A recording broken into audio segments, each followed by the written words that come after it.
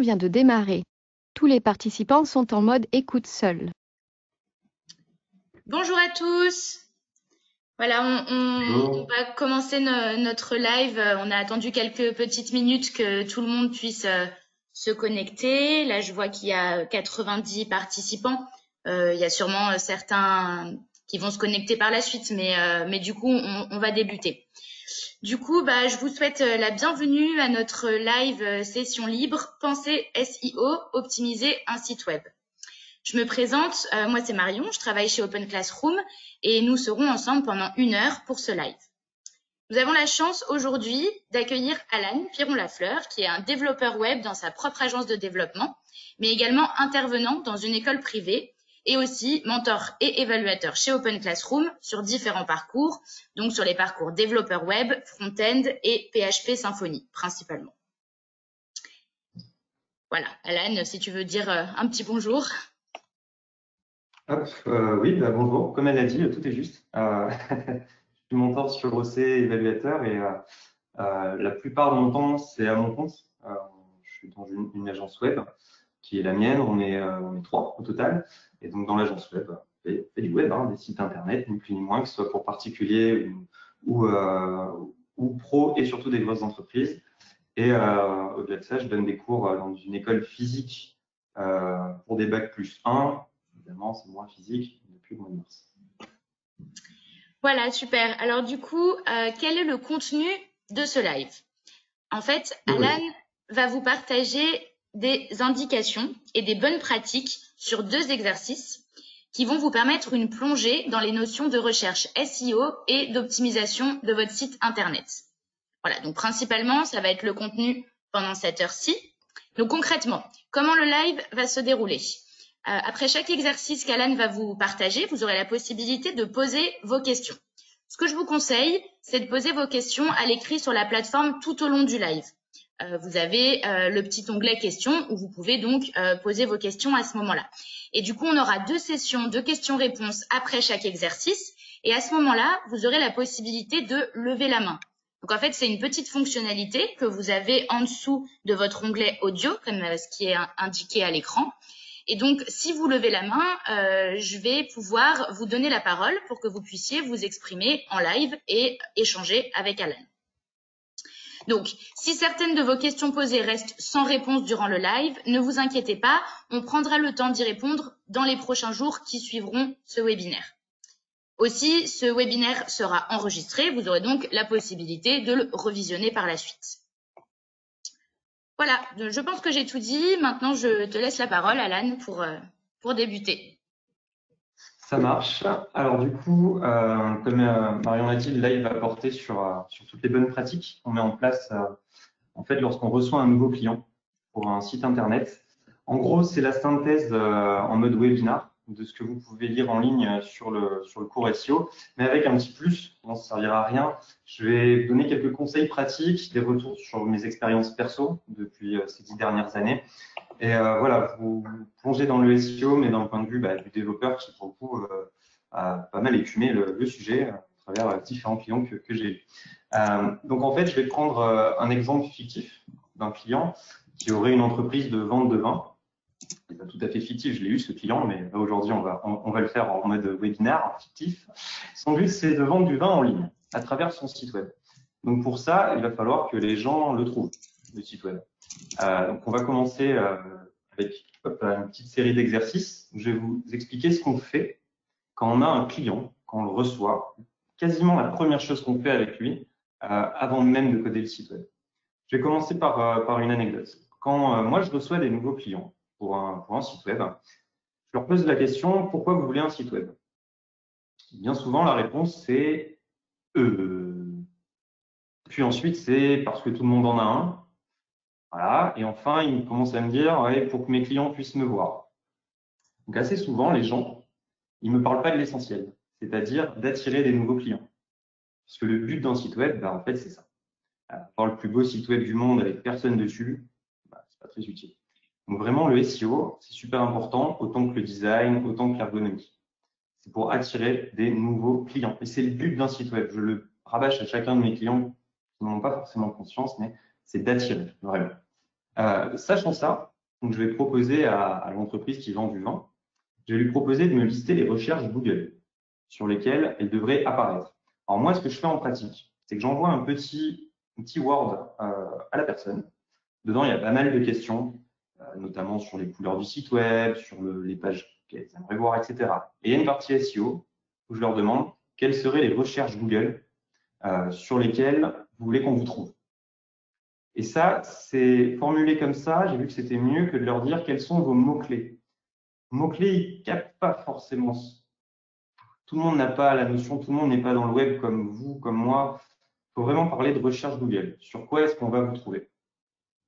Et du coup, c'est ce que vous allez faire. Là, vous allez vous y coller. Je vais vous donner un petit exercice de 30 secondes pour faire comme le client. À savoir, vous allez me donner des idées de recherche Google sur lesquelles on pourrait vous trouver. Vous, client d'une entreprise de vente de vin sur Internet. Sur quels mots-clés est-ce qu'on va vous trouver?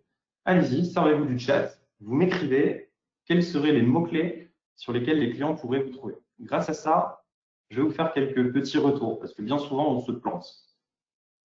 On va voir si vous êtes parfait et si tout est bon. Donc, je vous laisse vous servir du chat pour m'écrire voilà, les recherches Google. Allez-y, à vous de jouer. Ne faites pas les timides. Hop, et je vais scroller. Hop, on va s'afficher le chat. Tac. Je vous laisse quelques secondes, j'aimerais en avoir quelques-unes. À savoir qu'au client, moi, je lui en demande 5.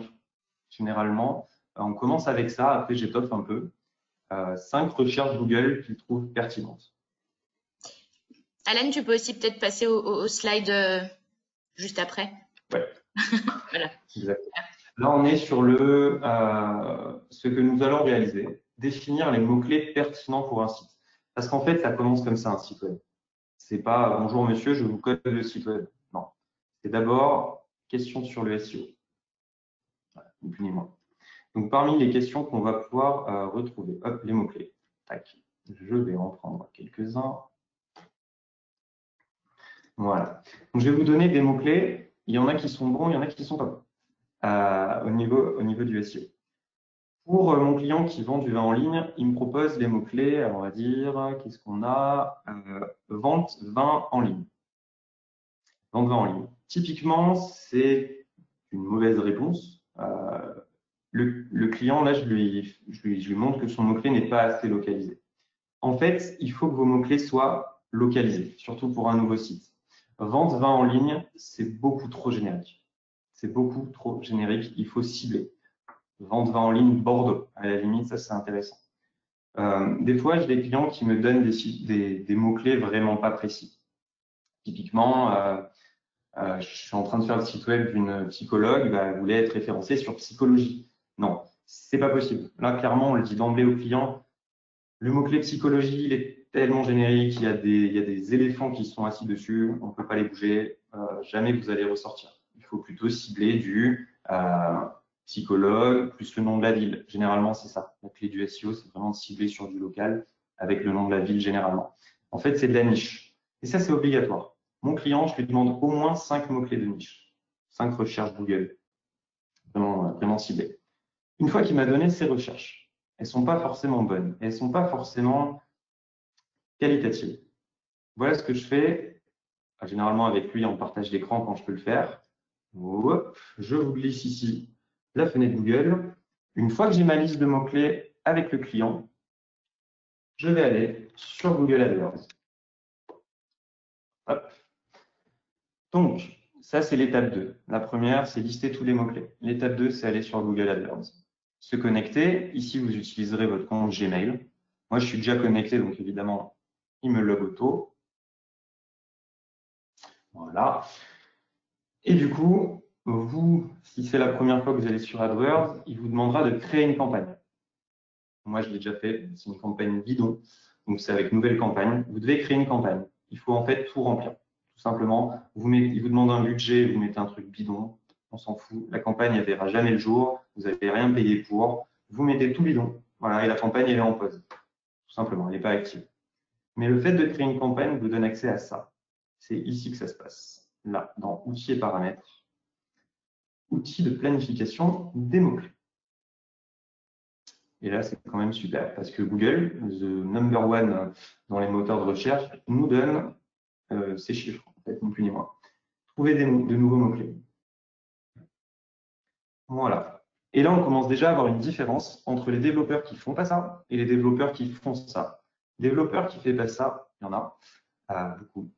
Ils vont créer un site web avec les mots-clés donnés par le client, mais ça ne va pas forcément servir à grand-chose parce que le site web, il va vivoter, il va faire quelques visites. Mais voilà, il sera là, quoi. Il sera là et c'est le cas de beaucoup de sites web. Il faut venir ici. Soit vous avez déjà un site web et Google va vous demander son URL, soit dans le cas de notre personne qui vend du vin, vous avez ici les mots-clés. Vente de vin en Bordeaux. Qu'est-ce qu'on a d'autre? On a achat, bouteille de vin, tout court. On a vente en ligne, vin rouge Bordeaux. Et on a, je prends un autre, on va en faire un dernier, on a acheté du vin pas cher. Voilà, obtenir les résultats. Et donc, vous avez accès à la base de données Google. Alors, ce n'est pas une base de données directe, évidemment, mais c'est de bonnes infos issues de Google. Voilà comment il s'interprète, ce tableau de mots-clés. Alors, vous rentrez les mots-clés donnés par votre client et vous avez les mots-clés ici et surtout des propositions par Google. Vous avez le nombre moyen de recherche par mois, super utile. Et vous avez la concurrence, super utile aussi. Ça, le reste, c'est l'argent que coûteraient les mots-clés si vous feriez une campagne AdWords. En gros, ça vous coûterait entre 42 et 98 centimes par clic si vous validiez la campagne. Chaque personne qui clique et qui arrive sur votre site, ça vous coûterait ça. Dans notre cas, le référencement naturel, qu'est-ce qui est important? Vente de vin Bordeaux, je vois que Google m'indique entre 10 et 100 recherches mensuelles, c'est que dalle, clairement, disons-le, avec une concurrence élevée. C'est pas quelque chose que je vais conseiller à mon client. Pourtant, naturellement, si je n'avais pas fait ce travail, vente de vin Bordeaux, je pense que j'y serais allé. Mais en fait, c'est pas ça. C'est pas qualitatif, il n'y a pas assez de recherche. Donc, on ferait un travail monstrueux, étant donné qu'il y a une concurrence élevée, pour pas grand-chose. Donc déjà, c'est pas bien ciblé. Je vais même dire que achat bouteille vin et acheter du vin pas cher, au final, c'est pas trop tapé. Ça, je ne pouvais pas le savoir sans aller checker ici. Donc, je vais prendre des idées de Google. Hop là, je trie par recherche mensuelle. Voilà, je vois que bouteille de champagne le prix, il y a beaucoup de recherches et c'est une concurrence élevée. OK. Admettons, je me dis, tiens, ça peut être pas mal.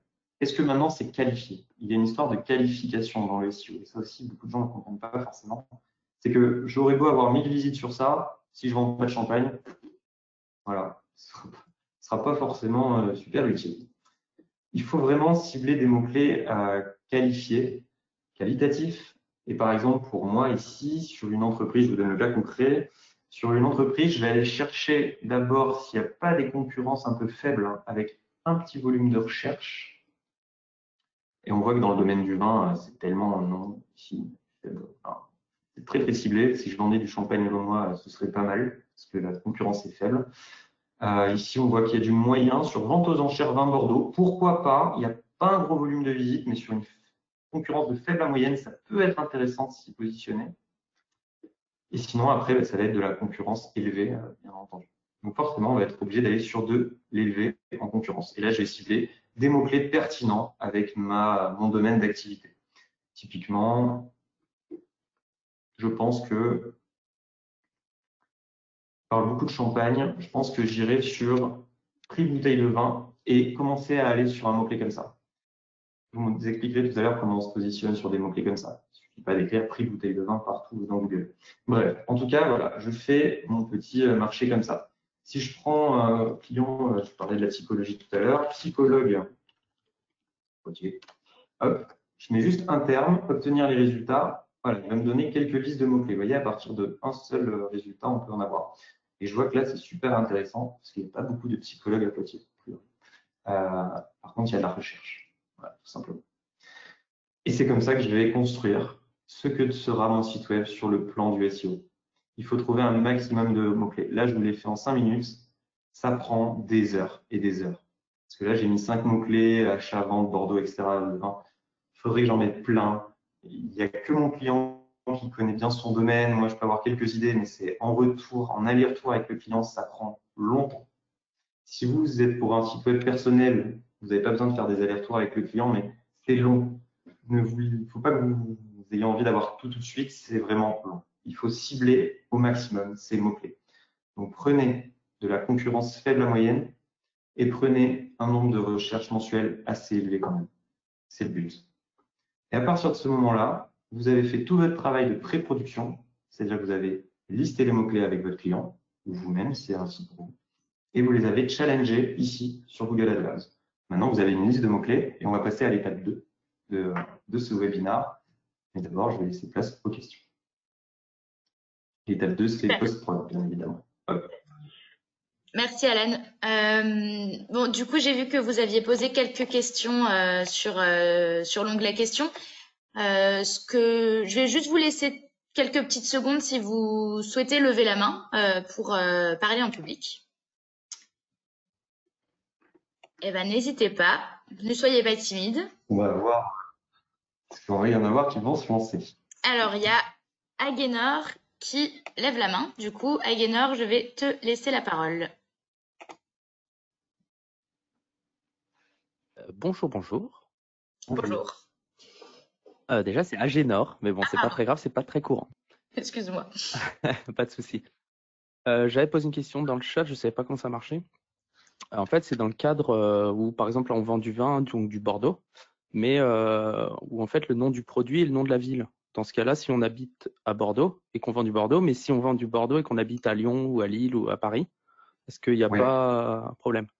C'est-à-dire que tu aurais une entreprise de vin à Lyon qui vend du vin Bordeaux. Qui vend du Bordeaux, ouais. Comment on gère ce genre de problème? Ça marche complètement parce que, en gros, ton site web, il ne va pas dépendre de là où toi tu es physiquement. Tu vois, ça change rien en fait. C'est le site web, il va dépendre de ce que tu y mets dessus. Exemple, si moi j'habite à Marseille et que mon site web s'appelle achatmeublemarseille.fr et que sur mon site web je blinde de texte où je parle de l'élevage de top en Bretagne, voilà, et bien je vais ressortir sur ça et pas sur l'achat de meubles à Marseille. Ça ne dépendra que de ce qu'il y a sur ton site web. Donc si toi tu habites à Lyon, que tu as une agence, pardon, une entreprise qui vend du vin à Bordeaux, il va y avoir tellement de contenu sur les vins Bordeaux, il va y avoir toutes les bouteilles référencées, le texte des bouteilles, etc., que on pourra taper vente vin Lyon, on ne te trouvera pas. Sauf si, sur ton site web, ça parle de l'entreprise qui est à Lyon, une petite page sur la ville de Lyon, etc. Mais en fait, ça va se faire naturellement parce que Google va réfléchir comme un humain. Il va voir que tu vends des bouteilles de Bordeaux. Exemple concret, pour cette entreprise pour laquelle j'ai travaillé, ils étaient basés à Bordeaux. Mais ils vendaient aussi plein de vins de Bourgogne et même du vin d'Afrique du Sud et de Californie. Ils étaient bien référencés. Quand on tapait achat vin Californie, ils arrivaient à sortir. Je crois que c'était en deuxième page. C'est pas fou, mais ils arrivaient quand même à avoir des visites. Et quand on tapait achat vin Afrique du Sud Bordeaux, ils étaient premiers. À dire qu'ils sont pas du tout en Afrique du Sud, mais tu vois, c'est le contenu en fait qui va jouer. Ouais, d'accord. Okay. Des petits trucs, mais t'inquiète pas pour la localisation, tu peux être n'importe où. Ouais, elle va se faire naturellement du coup après le produit, quoi. Ouais, c'est le contenu qui vaut. Ok.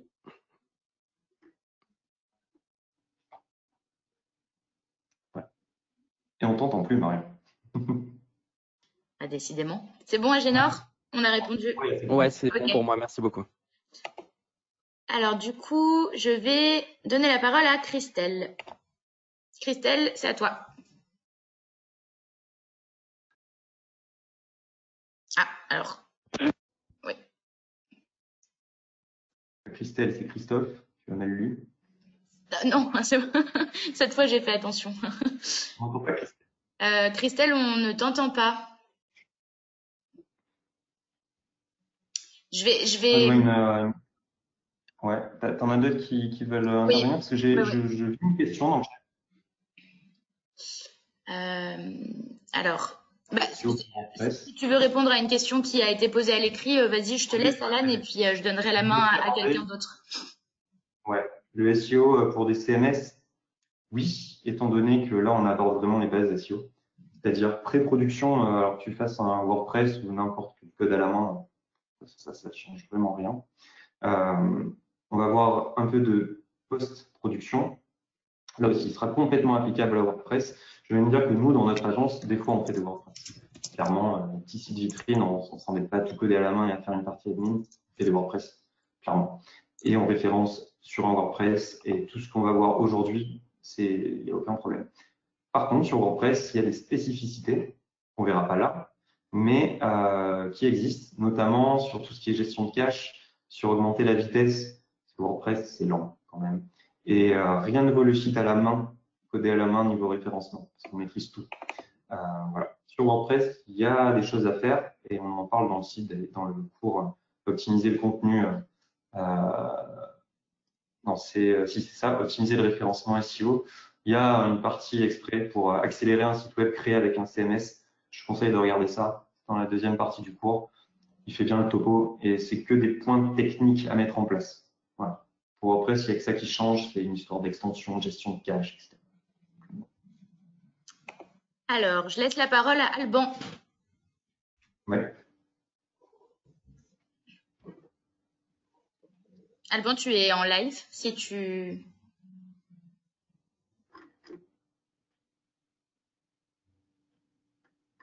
Non, bon, on n'entend pas Alban non plus. Non, bon, Je vais du coup donner la parole à Fatima. On va essayer. Oui, bonjour. J'aurais aimé savoir combien de mots-clés au maximum on peut référencer sur un référencement naturel. Aucune idée, il n'y a pas de maximum. Par contre, quand tu commences un site web, tu es obligé d'aller sur du mot-clé de niche, en fait. Et moi, je commence toujours avec 10, une dizaine de recherches. Et 10, c'est quand le client il a envie de bosser. En fait, on pourrait techniquement se lancer sur on pourrait techniquement se référencer sur 20 mots-clés, techniquement. Mais ça voudrait dire qu'il faudrait faire de la publication, de la recherche de backlink, tout ce qu'on verra après, sur ces 20 recherches Google, ces 20 mots-clés. Déjà, d'une part, c'est pas forcément évident de trouver 20, 50 mots-clés. Parce qu'on cible, on est sur de la longue traîne. C'est-à-dire, on ne fait pas 20 Bordeaux, on fait vraiment un truc long. Il n'y aura pas 50 mots-clés. Je conseille vraiment de cibler 5, puis 10. C'est déjà beaucoup. Cibler à fond. Et ça, je vais expliquer tout à l'heure comment ça se passe. Déjà, on fait du gros travail sur 5-10 recherches, 5-10 mots-clés. Et si on voit que ça prend, que ça marche bien, on augmente. Et c'est comme ça que les sites grossissent en fait. Vous ne coderez pas un site énorme du premier coup, genre un site avec 1000 pages. Non. Non. On commence petit et on grossit. L'anecdote précise que j'ai à ce sujet d'ailleurs, c'est j'avais fait un site, je bossais avec un mec qui fait de la photo. Le gars, il faisait de la photo, tout simplement, de la photo de mariage. Il faisait de la photo. Il a bien référencé son site sur la photo, bien référencé sur sa ville, c'était à Paris. Il avait bien référencé, ça monte, ça monte, ça monte. Et là, il se dit, putain, j'ai un bon site sur la photo, j'aimerais bien un peu, voilà, en faisant des cours photos. Il s'est mis à faire des cours photos, le gars. Donc, il s'est mis à faire des cours sur la photo sur son site. Donc, bam, des pages sur tout ce qui est cours sur la photo, etc., etc. Et après, il s'est dit, je vais faire la photo sous-marine. Bon. Il a fait en plus. Hein. Du coup, il a mis des pages sur la photo. Et petit à petit, son activité augmentait, son site web augmentait. Je pense que si dès le début, il avait fait un site sur la photo de mariage, la photo sous-marine, tous les cours photos, il aurait voulu tirer dans tous les sens, ça n'aurait pas pris. Parce qu'il aurait été un peu bon sur tous les sujets, mais pas spécialiste dans le domaine. Le but, c'est vraiment d'essayer de partir d'une niche pour grossir. Vraiment, c'est ça l'idée. Donc, par rapport à ta question originale du nombre de mots-clés maximum, il n'y en a pas. Mais il faut se limiter au début. Tu ne pourras pas tirer et être qualitatif sur tous les mots-clés. Donc, 5 recherches, c'est bien pour commencer, ce que je fais avec le client, et après, on passe à 10 assez rapidement. Et après, c'est en fonction, le site va évoluer, et on y reviendra peut-être. Et j'aurais aimé également savoir si les mots-clés doivent forcément se suivre ou si, par exemple, on peut mettre Médoc, Bordeaux, je sais pas, Côte-du-Rhône. Non, là aussi, on y reviendra sur la publication. Et, non, ça doit être dans le même champ sémantique, ce qu'on appelle champ sémantique. Typiquement, si ma recherche, c'est la recherche Google que je cible, c'est vente 20 Saint-Émilion Lyon, parce que j'en vends à Lyon et je veux quand même que ça apparaisse. Je n'ai pas besoin de faire que des textes, ce serait impossible. Où j'écris la vente de vin Saint-Émilion à Lyon, gna, gna, gna, gna, gna. Non, je vais en faire un peu, mais pas que ça. Je peux parler un peu de vente de vin à Bordeaux, coller un peu de Lyon. On parle tout à l'heure de ça, dans la rédaction. Mais vous n'êtes pas obligé que ça suive, c'est impossible. Sinon, ça donne des textes qui ne veulent rien dire. Ok, merci. Avec plaisir. Alors, on va peut-être faire encore 2 petites questions. On va prendre une question qui a été posée à l'écrit et puis je redonnerai la parole à quelqu'un par la suite. Du coup, alors Alban qui a voulu prendre la parole tout à l'heure demande s'il y a des règles en particulier quand on est revendeur d'une marque très concurrentielle, type Mars, Evian. Des règles sur le référencement? Non. Je suppose. On parle de SEO, mais de règles en termes de qu'est-ce qu'il aurait pu vouloir dire? Des règles si on est revendeur de marques. C'est-à-dire, je vends des marques. Des règles est-ce que j'ai le droit de faire apparaître un logo? Des règles de rédaction, des règles légales. Oui, j'imagine que est-ce qu'on a le droit de faire parler, d'écrire Mars et d'utiliser des images de Mars, par exemple? Voilà, c'est plus une histoire de SEO, c'est une histoire de droit d'auteur pour les images, déjà. Et ça, moi, j'y fais attention. Au début, quand j'ai commencé à coder, j'étais en mode, allez, Google Images, on prend des images. On a bien référencé un site web, vraiment bien. Quand je dis on, c'est parce qu'on est 3 en agence. On a vraiment bien référencé un site web, on a eu un petit problème de droit d'image. On faisait moins attention, soyons honnêtes. Je pense qu'on est beaucoup à faire comme ça au début. On n'avait pas forcément l'image, alors c'était pas rien de grave, évidemment, mais on s'est pris un petit taquet quand même par la ville pour avoir utilisé ces logos sans en avoir eu l'autorisation. Du coup, ils nous les ont donnés. C'est pareil, si moi je vends des marques, je vais demander à Mars, parce que je suis censé quand même être en lien avec eux, si je peux utiliser les images, ou alors en trouver des libres de droit, si ça existe. Par rapport à ce que tu écris, à part le nom, il n'y a pas de problème. C'est pas comme à la télé où on n'a pas le droit de citer de marque. Non, sur un site web, je ne pense pas. Après, attention, je suis pas un juriste non plus, mais j'ai jamais eu un seul problème. Non, à partir du moment où tu respectes la loi, quand même, où il y a des sujets qu'il faut mieux éviter sur les sites web, à partir de ce moment-là, aucun problème. Vous pouvez y aller. Les règles Super. sont respectées. Alors, on va prendre une dernière question de Sandro qui voulait s'exprimer à l'oral. Sandro, tu as la parole.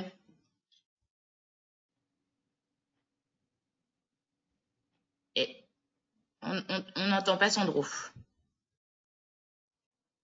Ben, je réponds à Stéphane parce que tu as dit que le replay sera disponible. Alors oui, on a déjà parlé des outils de comparaison de mots-clés. J'ai pris Google AdWords qui est gratuit et qui a l'outil de recherche de mots-clés. Évidemment, il existe d'autres outils payants comme SEMrush. Alors là, vous les trouverez tranquillement. Vous tapez sur Google outils comparateurs mots-clés, vous allez en trouver. J'utilise Google personnellement. Alors en agence, on en a un payant, mais SEMrush. Mais j'utilise Google AdWords. Super. Bon, bah, je te propose qu'on passe au prochain exercice, Alan. Ok, ça marche. Deuxième exercice, alors là, je parle d'exercice, mais vous n'avez pas de travail à faire. C'est plutôt, on va aborder un deuxième sujet. Le premier sujet, c'était la pré-prod, avant de concevoir le site web, tout ce qui concerne l'analyse. Deuxième sujet, c'est la post-prod et encore la prod aussi. On est en train de coder. C'est vraiment à partir du moment où on commence à coder jusqu'à l'après, tout simplement. Du coup, donc sur la base du premier exo, on a notre entreprise dans le vin, on a bien ciblé les mots-clés avec le client, on a checké avec Google AdWords, impeccable, on a les mots-clés sur lesquels on va partir, les recherches Google. Et donc, la base de l'optimisation, vous devez le savoir, logiquement, si vous êtes tous issus du parcours développeur web, elle tient en 3 points. Bien coder, c'est le premier. Obtenir des backlinks, ça c'est le deuxième point. Et le troisième, c'est publier du bon contenu. Sur le bien coder, alors là, l'exercice, il est simple. Il faut suivre les bonnes pratiques du dev. Vous êtes censé les connaître, je les récapitule. Bien coder un site web, avoir une balise title dans les 70 caractères, une balise description dans les 130 à 180, un peu plus que 160, qui reprend les mots-clés. Voilà, donc la balise title, une différente par page, La balise description, pareil. On y met des mots-clés. C'est ça qui sort dans Google, évidemment. Alors, tac, voilà. Bon, là, vraiment, si vous ne savez pas ça, c'est vraiment la base. Ça, c'est la balise title, ça, c'est la balise description. Voilà, ni plus ni moins. Il sort dans Google et généralement, quand on tape ces recherches, achat, vente de vin, Google, il nous les met en gras pour bien nous montrer qu'il cible des pages parce qu'on parle de ça. Il y a très peu de chances qu'il nous parle des clubs de golf sur ses résultats de recherche. Absolument rien de voir. Donc voilà, il nous cible vraiment au niveau du title et de la description ce qu'on aime. Donc c'est super important d'avoir une balise title et une balise description. Vous devez le savoir. Bien structurer le code, un seul H1 qui est différent par page, des systèmes de H2, H3. Ne mettez pas un H3 tout en haut de la page, un H1 tout en bas, un H2 au milieu, à droite à gauche. Non, que ce soit intelligemment fait. H1, des H2, des H3, vraiment système de silo en gros. Des liens internes. Alors là, le champion du monde sur ça, c'est Wikipédia. Si vous pouvez vous rappeler du maillage interne, Wikipédia, maillage interne de fou. Vous cliquez sur n'importe quel lien, ça mène sur une autre page. Wikipédia, l'un des sites les mieux référencés au monde. Ils ont énormément de pages de contenu, ils ont un gros maillage interne, forcément ils ressortent sur tout. Et ça, les liens internes, il faut essayer d'en faire. Si vous faites un site one page, évidemment, les liens internes, ça marchera moins. D'ailleurs, petit aparté sur le site one page, pour le référencement, c'est pas le top. Clairement, les one page, essayez d'éviter. Si vous faites un site pour avoir des gens dessus via le référencement, un site en une page, non. J'en ai fait très dur à référencer. C'est la panacée. Donc plusieurs pages sur le site, c'est bien, et des liens internes, la page d'accueil qui met les différentes rubriques qu'on trouve sur le site, etc. Il faut essayer de mailler. Évidemment, sur un site qui fait 5 pages, le maillage interne, il est léger. Mais sur un gros site, un peu plus maillé. Typiquement en ayant les derniers articles du blog, sur le site de vente de vin, en ayant les 3 bouteilles stars, les différentes catégories de vin, parler des propriétés, enfin bref, plein de petits maillages internes. C'est vraiment super apprécié par Google. Il peut crawler sur toutes les pages de votre site. Ça, faites-le. Franchement, il n'y en a pas beaucoup qui le font, qui le mettent en place. Maillage interne, c'est super important. Et après, donc, sur cette structure du code, des images avec des alt, etc. Tout ça, vous êtes censé connaître. Des liens externes, si possible. Voilà. Là, on est dans la théorie. C'est-à-dire, en théorie, on a des H1, des H2, des H3, des paragraphes, des images, des liens internes, des liens externes. Dans la pratique, ce n'est pas tous les jours qu'on arrive à avoir des pages ultra complètes comme ça. Bien souvent, on fait ce qu'on peut avec ce qu'on a. Essayez au maximum quand même d'avoir plusieurs paragraphes sur votre site. La balise H1, c'est obligatoire. Mais au moins des paragraphes de texte. Si vous pouvez caler une petite image, faites-le. C'est vraiment un gros plus. Parce que des pages web avec des petits paragraphes de texte et rien d'autre, il y en a plein sur le web, partout. C'est pas bien référencé. Honnêtement, Google, il met un trait dessus directement. Donc, essayez vraiment de faire des pages fournies au maximum. C'est le moment de ne pas avoir la flemme et de produire du contenu. Voilà. Par rapport à ça, l'outil, c'est le suivant. Hop, W3C. Hop, non. Validateur W3C. Voilà. Tac. Votre meilleur ami quand vous codez, le validateur W3C. C'est ce qui vous permettra en fait de checker votre site. Vous le passez à la moulinette là. Donc soit vous avez l'URL et vous la passez, soit vous faites par upload, c'est-à-dire vous uploadez vos pages index.html, toutes les pages en fait que vous avez créées, vous les mettez là, et du coup ça check. À savoir qu'il ne fait pas le PHP. Si vous avez une page en index.php, ça ne marchera pas. Il faut passer du coup par l'adresse. Et oui, sinon ça ne marche pas. Lui, il va vous dire, si vous codez le site web à la main, c'est 0 erreur. C'est bien simple, 0 erreur. Pas qu'il y ait d'erreur. Si vous passez par un CMS, il y aura des erreurs. Les éditeurs de thèmes, plus toutes les extensions que vous allez installer, non, ce ne sera pas valide au W3C. Dans ce cas-là, c'est le problème, ce que je disais tout à l'heure. Un CMS est moins bien référençable qu'un site web à la main, notamment pour des raisons comme celle-là. Je vous rassure, ce n'est pas énorme, ce n'est pas grave. Ne détournez pas de WordPress pour ça, ça reste une bonne solution, mais ce n'est pas le maximum du possible dans le référencement. C'est de l'ordre du détail pour le coup. Ça n'empêchera pas votre site web d'être sur Google, ne vous inquiétez pas, d'être bien référencé. Mais entre un site web bien codé à la main et votre site web codé sous WordPress, il y aura toujours ce petit détail. Voilà. Encore une fois, que ça ne vous empêche pas de faire des WordPress. C'est du détail. Vous serez quand même référencé. Il y a des gros sites WordPress qui sont bien référencés. Donc voilà, pensez à checker au validateur. Hop, je reviens sur la presse. Et pour finir sur ce bien codé, ajouter des données structurées si possible. Regardez sur Google, vous tapez ajouter données structurées au site web. C'est ce qui permet notamment, quand on vous trouve sur Google, d'avoir les avis directement. Ça, Google, il aime bien.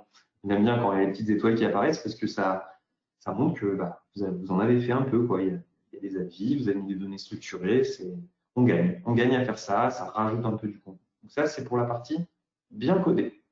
Je ne reviens pas trop là-dessus. Voilà, bien coder son site web, valide W3C. Sur la partie obtenir des backlinks, ça va être rapide. Il vous faut des backlinks. Ce n'est pas les liens internes, pour le coup, les backlinks, c'est les liens qu'on vous envoie. Ça, vous le lisez partout sur Internet, il faut des backlinks. Je vous fais juste le récap. Il faut que les backlinks ils soient qualitatifs. Vous vendez du site du vin à Bordeaux, si c'est le garagiste du coin qui vous fait un backlink sur son site, ça vaut rien. Donc, clairement, hein, ça vaut que dalle. Il faut que ce soit dans votre domaine d'activité. Sinon, Google, il voit ça comme c'est pas du black hat, mais c'est pas très beau. Il voit ça comme de la recherche de mots-clés de backlink pour en avoir. D'ailleurs, avant, vous devez le savoir certainement peut-être, avant, il y avait des annuaires web, ça existe plus maintenant, il y avait des annuaires web où on pouvait s'inscrire, et dans l'annuaire, en fait, il y avait tout plein de sites.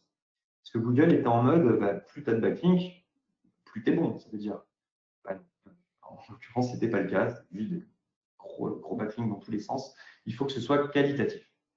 Le backlink, sur la page de votre partenaire, sur la page où il apparaît, lui, il apparaît sur une bonne page, mieux c'est. Si le backlink vers votre site, il est dans la page d'accueil, c'est top. S'il est dans le fin fond des mentions légales, c'est 0. Si généralement, c'est dans un espace partenaire avec pas mal d'autres links, c'est pas mal. Ça dépend de ce que vous arriverez à avoir. Et c'est une partie un peu commerciale, la recherche de backlink. Quand j'ai à le faire, clairement, c'est la partie qui me gonfle, hein, disons-le clairement. Il faut décrocher le téléphone, il faut appeler, il faut demander à la personne si elle peut nous mettre un lien sur son site web. J'hésite pas à aller vers des concurrents. Je le fais, des fois, ça dépend du site web, mais je le fais pour certains sites web. Aux concurrents, on se fait un lien, on s'échange le référencement, pas le concurrent direct, hein, mais des concurrents indirects. Et sinon, des blogueurs, influenceurs, les pages de réseaux sociaux, ça sert à ça d'avoir une page Facebook. C'est pas pour les 200 likes qu'il y a généralement là-dessus que ça nous apporte quelque chose, surtout pour le référencement, c'est ce que je dis aux clients en tout cas. Les réseaux sociaux, YouTube, etc. Le maximum de backlink, faites-le. Faites-le, ça vous fait vraiment, c'est super important. Le backlink, plus vous en avez, mieux c'est. Ça, c'est du marketing, il faut aller les chercher. Bien souvent, vous tomberez sur des gens qui ne savent pas que ça existe. Un site de backlink, il va falloir leur expliquer. Souvent, on prend un backlink parce qu'on en donne un en échange, n'oubliez pas ça. Le dernier point, c'est publier du contenu. Alors, pour moi, c'est le point le plus important. Clairement, de toute mon expérience que j'ai en dev web, c'est le point le plus important, c'est le contenu. Publier du contenu. Il n'y a pas de règle précise. Là, c'est de l'expérience perso pure. J'ai remarqué qu'en publiant régulièrement du contenu, les sites montaient d'une manière assez folle. Publier du contenu, ça veut dire généralement avoir un blog sur le site web. C'est-à-dire on a la page d'accueil, la page qui présente l'équipe, la page un tel. Et on a une petite partie blog. Qu'on se le dise entre nous, hein, c'est rare que les visiteurs en aient quelque chose à faire du blog. C'est rare que des gens aillent sur votre blog, sauf si vous êtes vraiment dans un truc hyper qualitatif, qu'on vous recherche pour ça, mais c'est rare. Les blogs, c'est pour les moteurs de recherche, bien souvent. On fait système de blog avec des articles. Mon conseil, c'est au moins un article par mois, au moins. Un article, il faudrait qu'il fasse 600 mots. 600 mots. Un article bien codé, évidemment. Machin. Il y a des H2 qui font les sous-parties, il y a des paragraphes, il y a des images. 600 mots, c'est le minimum, c'est bien. En fait, qu'est-ce qui se passe? Google, il va passer sur votre site, il va indexer votre site. OK. Google, il repasse 7 jours plus tard. Il indexe votre site. Il voit qu'il n'y a rien qui a changé. Bon, OK. Il repasse 7 jours plus tard, il voit qu'il n'y a rien qui a changé. Bon, il repasse 14 jours plus tard, etc., etc. votre site va être mal indexé parce que Google il va se dire le site il bouge pas, il est peut-être mort. En gros. Par contre, si vous publiez du contenu, il va voir dans sa table d'indexation que ça change. Tiens, la page d'accueil change. Tiens, on a un nouvel article, etc., etc. Et à mon sens, la clé du référencement, elle est là. La petite anecdote sur ça, je dirigeais un site qui gère des tournois sur les jeux vidéo. Voilà, un jeu vidéo qui s'appelait League of Legends. Alors là, c'est purement à titre purement plaisir, hein, pas un client. Bref. On a bombardé des articles à raison de 2 fois par semaine, des articles de 1000 mots qui parlaient du jeu, des ordinateurs, enfin, plein de trucs en relation avec le jeu. Ça s'appelait Tournoi Légende. On est monté sur le mot-clé tournoi, et genre juste tournoi sur Google, donc un mot-clé ultra générique, très très dur à se référencer là-dessus. Sur tournoi au pluriel, on était le 4e dans les résultats de recherche, juste sur tournoi, derrière Wikipédia et là-bas. Grâce à quoi? Grâce aux backlinks qu'on avait, il y avait beaucoup d'équipes de jeux vidéo qui nous faisaient des backlinks, et grâce à ces contenus qu'on envoyait. Voilà. Publier du contenu. Si c'est pour vous, faites-le. Si c'est un client, moi je fais payer. Clairement, il y a un référenceur dans notre agence web, on fait payer. On fait payer chaque mois un article. Dans le cas où le client ne veut pas le faire lui-même, et ça arrive. Les clients ils vont vite être feignants sur le fait de publier des textes de 600 mots par mois. Au début, ils sont tout chauds, ils disent oui, mais vous allez voir qu'ils vont vite être feignants. Si vous êtes un bon développeur web, vous devez leur proposer un système de blog avec un système de publication d'articles. Soit c'est eux qui le font, soit c'est vous et ça vous rapporte de l'argent. Ce sera à vous de voir, bien évidemment. Et c'est super important, cette publication de contenu. L'outil pour vous aider, je termine par ça. Hop. L'outil pour vous aider dans tout ce qui est post-prod, c'est Google Search. Google Search. Hop. Tac. Voilà, Google Search Console. Hop. Il vous donne les indications suivantes. Donc, Google Search Console, vous y connectez avec votre compte Gmail. Il vous donne les données suivantes. Le nombre de clics sur les pages. Super important. Si vous voyez qu'il y a une grosse chute ou si ça fait des pics, c'est certainement qu'il y a des problèmes. Typiquement, je suis sur site de sortie, voilà, ça marche bien. Typiquement, c'est un site qui publie des sorties en Gironde. On voit avec Google Search que là, il y a eu un petit problème. À peu près vers le 16 mars, vous voyez.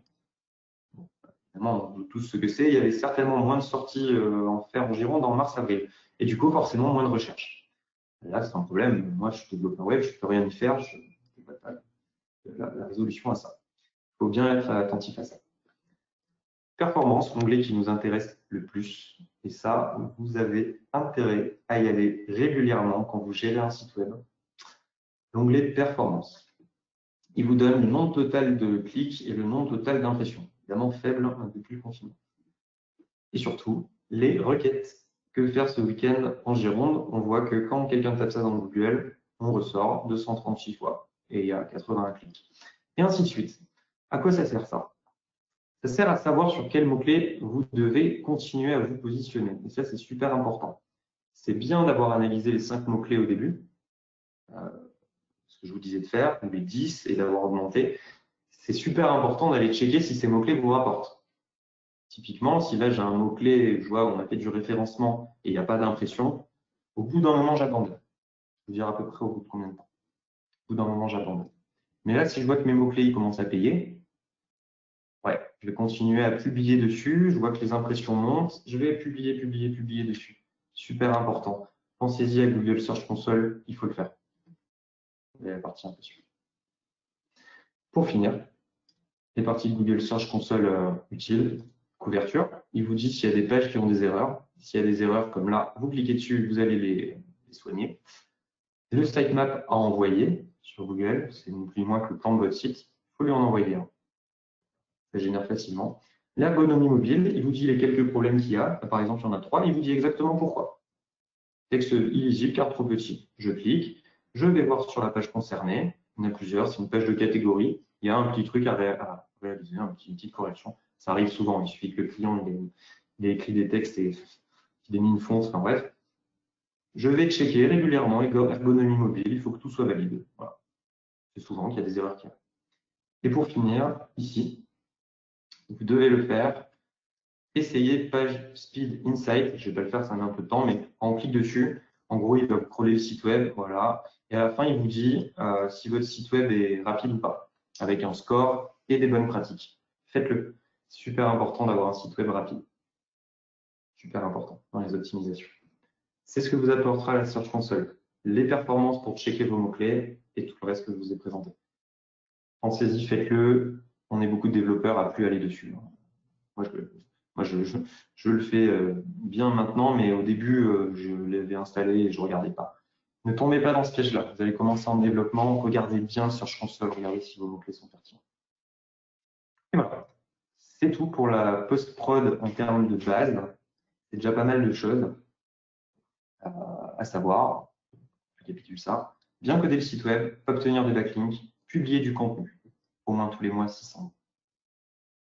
Et voilà pour l'exercice 2. On peut passer aux questions, je pense, Marie. Oui, super. Et du coup, c'est notre dernière session de questions-réponses. Donc voilà, là, c'est votre moment pour discuter avec Alan, si vous voulez parler en live. Je terminerai juste après les questions sur pour aller plus loin, parce qu'on peut aller plus loin dans le développement. Je vous expliquerai 2-3 trucs dans le SEO. Et je vous donnerai une petite anecdote que j'ai vécue là aussi sur le référencement SEO, où je me suis bien planté. Et vous verrez que ça fait partie de la vie. En tout cas, en référencement SEO. Ok, alors du coup, Kylian qui souhaite parler. Du coup, Kylian. Oui, bonjour. Bonjour. Bonjour. Bon, ben, du coup, moi j'avais une question. Du coup, en post-production, au bout de combien de temps le site il est référencé après qu'on ait utilisé les méthodes? Excellente question. Alors, typiquement, je vais en parler après, mais du coup, j'en parle maintenant. On en profite. Alors, c'est une grosse partie que vos clients auront du mal à comprendre. Quand vous achetez le nom de domaine, vous lancez le site web il est envoyé, il est en ligne. J'ai eu l'expérience personnelle et tous mes collègues quasiment pareil. Le client, il va vite vous demander, mais je me tape sur Google, je ne me trouve pas. Oui, c'est parce que ça va mettre minimum 3 mois, entre 3 et 6 mois. Si votre URL c'est lunettes pas chères guingamp.fr, avant de vous trouver sur lunettes pas chères Guingamp, comptez 3 mois, 6 mois, le temps que Google index, le temps que tout soit pris, le temps que ça monte. Donc déjà, il y a ce laps de temps par rapport à l'URL, par rapport à soi-même, par rapport à la marque, etc. Et il y a un laps de temps. Il faut le dire direct au client. Parce que le client, il va vous demander, mais pourquoi je ne le vois pas sur Google? Je ne comprends pas, tous les autres, on les voit, il aura peut-être un peu peur. Donc ça, il faut le dire. Ensuite, combien de temps ça met? Eh ben, le SEO, ça a le gros défaut d'être long. Et c'est normal. Vous ne pouvez pas arriver et être premier directement. Il y a des gens plus vieux que vous qui sont sur le domaine, il y a des sites web plus vieux que vous. Il y a déjà plein de choses. C'est variable. Je n'ai aucune réponse précise par rapport à ça. Je peux te donner des exemples. J'en donnerai un tout à l'heure que je garde. Un exemple, par exemple, un client qui vend j'ai un client qui vend des tours en France, pas le tour de la France, mais des séjours à vélo.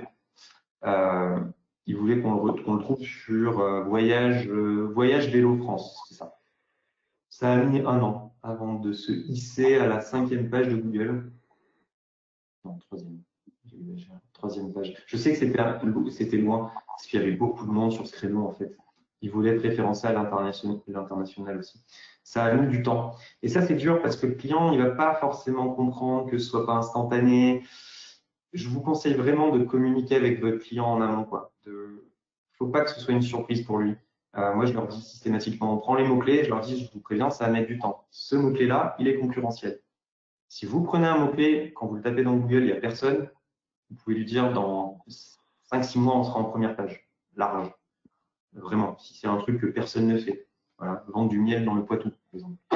Ça, vous allez sortir très vite, mais il n'y a personne.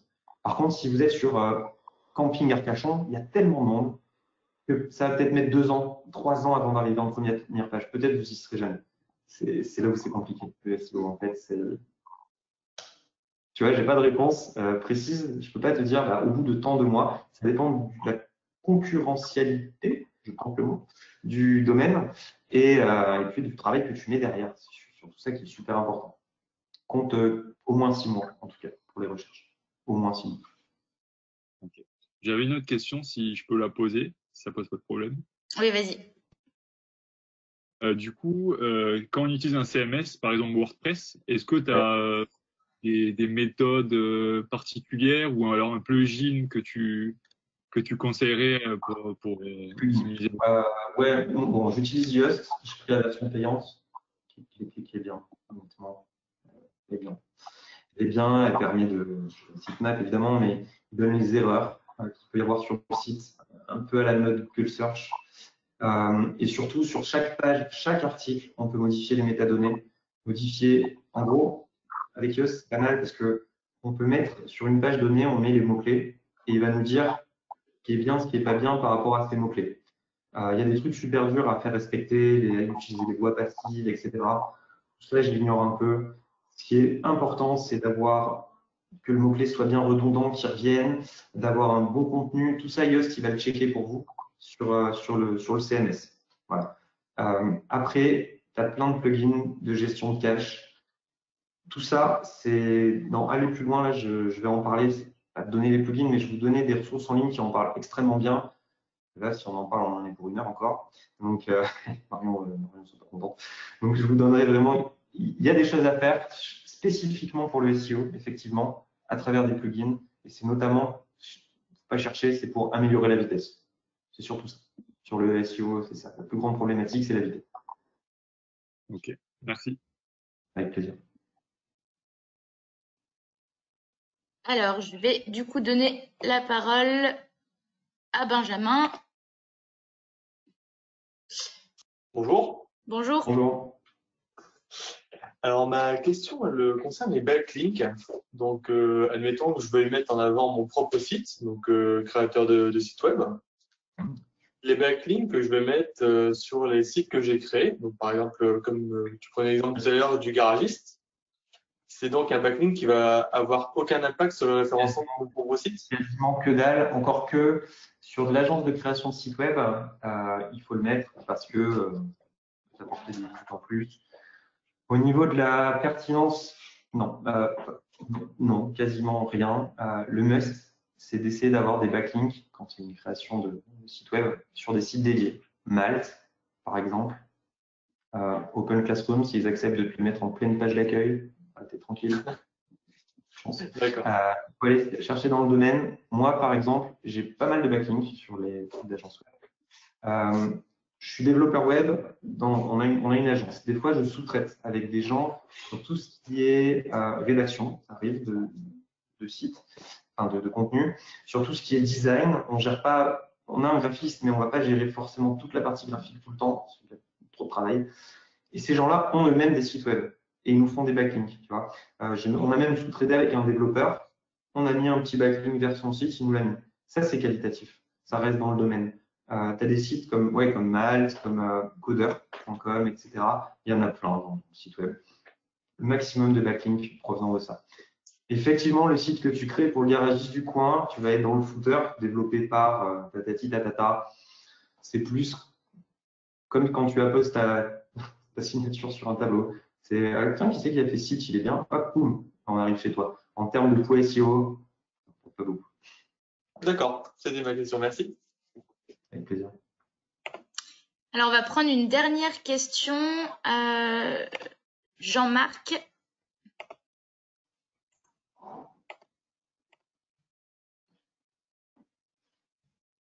Oui, bonjour. Bonjour. Oui, parce que en fait, comme les questions apparaissent grisées, je ne sais pas en fait si elles sont visibles ou pas, c'est pour ça. On les voit. Oui, c'était par rapport aux recherches longue traîne. Par rapport au quoi, pardon? Aux recherches longue traîne. Parce que là, tout à l'heure, tu donnais l'exemple de recherche sur des mots, sur un ou deux mots d'affilée. Après, il y a tout ce qui est recherche longue traîne associée, de type, tout à l'heure, il y avait une personne de Lyon qui parlait de ça, c'était vente de vin de Bordeaux sur Lyon, par exemple, qui est une recherche de longue traîne. Tout à fait. Et c'est ça qu'il faut cibler, hein, ce que je disais au début. Voilà. Il faut localiser à mort. Si vous vendez du vin, vente de vin, ça ne marche pas. Hein. Personne ne vous trouvera. Vous n'êtes pas assez gros. C'est ce qu'on appelle l'autorité. Votre site web, vous le créez, il a une autorité de 0. Vous allez avoir des backlinks, vous allez faire du contenu, il va monter en autorité. Votre site web, s'il beaucoup d'autorité dans le domaine, vous allez pouvoir choper des mots-clés de courte traîne, vente de vin en ligne, par exemple, qui quand même est très peu ciblé, en fait. Si vous avez de l'autorité, vous allez pouvoir regarder des sites web comme ça. On prend Open Classroom, ils ont de l'autorité au niveau référencement, ils lâchent une page sur le HTML, ils vont sortir. Vous créez aujourd'hui la même page sur le HTML avec le même texte qu'Open Classroom, vous allez être en 10e page de Google, parce que vous n'avez pas d'autorité. Donc effectivement, il faut cibler la longue traîne, c'est clair, c'est ce que je disais au début. Cibler la longue traîne, ça passe souvent par des mots-clés localisés. On met le nom de la ville, tu vois. Et oui, je ne sais pas exactement quelle est la question du coup, mais est-ce qu'il faut cibler la longue traîne? Ah oui. Il faut même, moi au début, aucune courte traîne, hein, zéro. On cible vraiment la longue traîne, c'est-à-dire plusieurs mots très ciblés de la niche. Ce que je disais au début, hein, photographe, mariage, Paris. Ah, vraiment de la niche, pas photographie. Voilà, donc je confirme, il faut vraiment cibler la longue traîne. Mais à partir de combien de la longue traîne, tu la considères à partir de combien de mots? Ce serait 3, mais il n'y a pas que ça. La longue traîne, c'est le ciblage par rapport à de la concurrence. Je prenais tout à l'heure l'exemple du psychologue, un client actuel. Psychologue Poitiers, c'est de la courte ou de la longue traîne?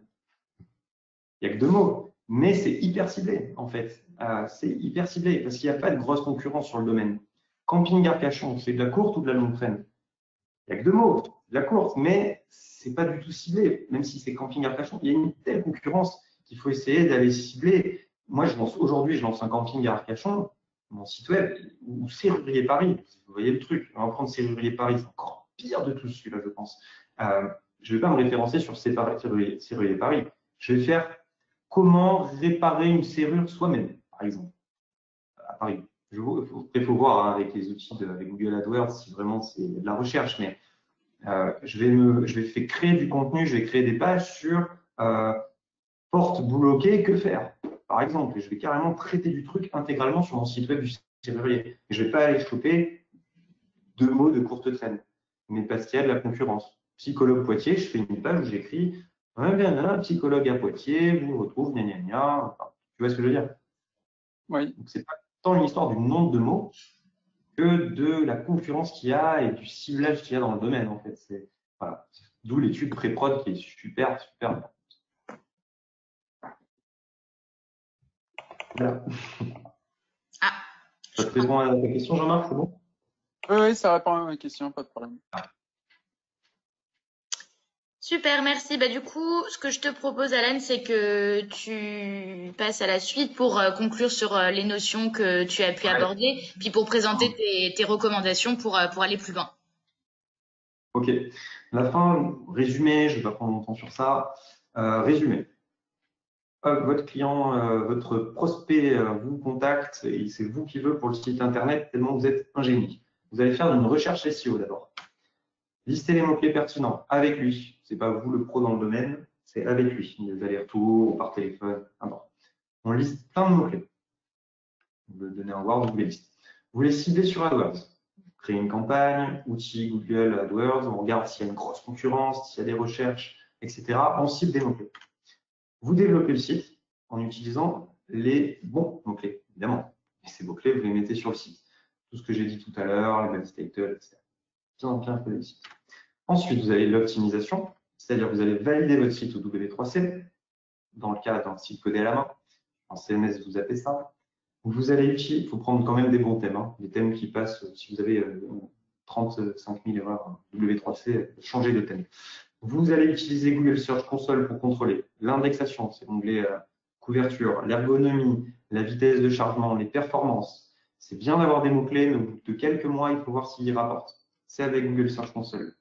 Vous allez chercher les backlinks et bien gérer votre maillage interne et vous allez publier du contenu. Ne soyez pas feignants sur ça et il faut vraiment le faire de manière systématique. Ça, c'est sur le résumé qu'on a vu. Maintenant, pour aller plus loin. Déjà, si vous avez cette base, vous commencez à être pas mal hein, dans le SEO. Clairement, vous arrivez à monter bien sur des bonnes recherches. Clairement. Pour aller plus loin, c'est la slide d'après. Je vous ai mis deux choses en ligne, mais ce qui est important, c'est ce que je vais vous dire. Il y a un cours OC, on reste corporate, mais en plus, il est bien fait. Il y a un cours OC sur optimiser le référencement de votre site web. Honnêtement, il est bien fait. Regardez, vous prenez chaque bloc, À chaque fois, il y a quelque chose à faire. C'est pas facile. Ça va être paramétrer le cache, utiliser un CDN externe, ça va être accélérer le site sur un CMS, ça va être checker la crawlabilité, plein de trucs. Faites-le, c'est bien. Honnêtement, ça met le petit plus. Et après, j'ai pris un site webmarketing.com, parce que moi, j'étais passé par celui-là au début, c'est une forme de clin d'œil, mais il y en a plein d'autres, sur les techniques avancées du SEO. Vous allez voir, tout le monde dit la même chose. Il y a des techniques avancées qu'on retrouve un peu sur le cours OC. Allez voir, c'est vraiment les techniques avancées. Mais les techniques de base sont, enfin, ce qu'on a vu là, c'est le plus important pour avoir un site web vraiment. La suite, je dirais, pour vraiment être complet sur aller plus loin, c'est Google Analytics. Alors, je ne l'ai pas inclus en mode présentation parce que Google Analytics, c'est quand même un univers en soi et qui est vraiment proche du web marketing.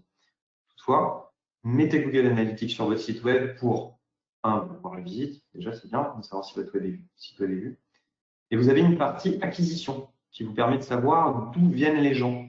Et ça vous permet notamment de voir votre collègue blogueur qui a accepté de vous mettre un backlink. Si vous apparaissez pas dans acquisition, c'est qu'il ne vous renvoie rien du tout. Donc, votre lien il est certainement mal placé sur son site. Il faut voir de ce côté-là. Il faut voir si on ne peut pas remettre le lien ailleurs parce que dans acquisition, on voit qu'il n'y a personne. Donc ça, c'est Google Analytics. Et on peut aller vraiment, vraiment beaucoup plus loin. Mais là, on est plus sur du web marketing. Je fais quand même la parenthèse à travers une petite anecdote utile quand même que je vous présente là. J'ai voulu référencer une entreprise qui crée des sites web à Bordeaux sur le mot-clé suivant. Comment créer son site internet? Comment créer son site internet? C'était en 2009. Beaucoup de recherches sur ce domaine-là. Vraiment, on avait fait toute l'analyse pré-prod comme là, et vraiment top. Comment créer son site internet? Il faut y aller. On publie du contenu, des pages. Comment créer son site web? HTML, CSS, une page sur l'HTML, une page sur le CSS. Enfin, vraiment hyper ciblé sur comment créer son site web. Le site monte, ça a pris des mois. Et ça, je vous dis, le SEO, ça prend des mois. Ça a pris des mois. 4 mois, on commençait à être scrollé par Google. 6 mois, on était en 10e page. Enfin, je n'ai pas les stats exacts, hein, mais au bout d'un an, on commence à être pas mal. Je crois qu'on avait atteint la 4e page, il me semble, sur comment créer un site web. C'était vraiment pas mal. Juste sur cette traîne-là. Ça commençait à rapporter des bonnes centaines de visites. Hein. Continue à travailler sur le mot-clé. Au bout d'un an et demi, j'avais un rédacteur qui envoyait que sur ce mot-clé, hein, comme Anan. Vraiment, il faisait beaucoup de contenu. On est monté début de 2e page Google, je crois, pas autant que le site du zéro, aujourd'hui Open Classroom, c'est moins qualifié, mais on était monté pas haut, plutôt haut, pardon. Des milliers de visiteurs grâce à cette requête. Mais grâce à Google Analytics et AdWords, on s'est rendu compte que ça valait que parce que les gens qui venaient par cette recherche-là, dans les actions de conversion qu'on met en place sur Google Analytics, là, on voit qu'en fait, ils nous rapportaient 0. Il n'y en avait aucun qui passait au paiement sur le site. Vous pouvez payer directement sur le site. Ça ne rapportait que dalle. Un peu avec les boules, on a abandonné ce mot-clé qu'on a mis si longtemps à monter. C'était hyper gratifiant, il y avait des visites, mais on s'est réorienté vers créer site web entreprise. Je ne vous fais pas le même topo, on a publié, etc. C'est monté. 3e page, je crois, ou 2e page et demie. Beaucoup moins de visites, peut-être 5 fois moins de visites, mais par contre, beaucoup plus d'argent. Et c'est le but du SEO. Les gens qui arrivaient par ce mot-clé-là, on en avait vraiment moins, mais ils étaient hautement plus qualifiés. Pensez à ça. Le but, c'est pas d'avoir 1 million de visiteurs sur le site. Donc là, vous commencez pas mal. Le but, c'est d'en avoir beaucoup, mais qui vont payer, qui vont vous rapporter de l'argent. Sur comment créer son site web, on a tiré les gens comme vous, qui voulaient créer leur site web, voilà, hein, qui cherchaient comment faire. Sur créer site web entreprise, on avait les gens qui voulaient créer leur site web pour entreprise. Et du coup, eux nous ont rapporté de l'argent. Vraiment, pensez à ça. Quand vous ferez votre SEO, essayez au maximum de cibler du qualifié. Et surtout, et je terminerai par ça, vous allez vous planter. Je me plante encore. Évidemment, c'est pas une science infuse le SEO. C'est vraiment, c'est pas des mathématiques. Des fois, avec les clients, on fait des mots-clés, ils se référencent dessus, on voit que par la Google Search que finalement, ça rapporte pas beaucoup. On change.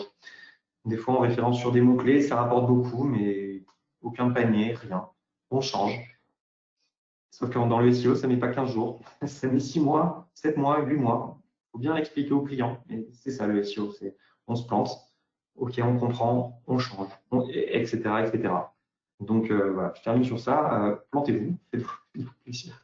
Ça fait clairement partie du métier de SEO. Au mieux vous ferez votre analyse pré-production et votre check post-production, au mieux vous allez bien référencer votre site web et arriver à… Ça rapporte pas mal d'argent quand on est bien référencé sur les bons mots-clés et le SEO, c'est quand même ça le but. Voilà. Merci Alan Merci pour à la tous. petite anecdote, puis merci surtout pour ton intervention à ce live. Hein. Ok. Merci beaucoup à vous tous aussi pour votre participation, pour vos questions. Vous allez avoir un petit sondage qui va vous être envoyé à l'issue du live. N'hésitez pas à vous exprimer, c'est des lives qu'on conçoit vraiment pour vous et c'est avec vos retours qu'on va continuer à les améliorer au fur et à mesure. Voilà, donc Que des bonnes notes. Hein. Hein, tu dis quoi? Rien. On ne paye pas la bonne note, mais… Ouais.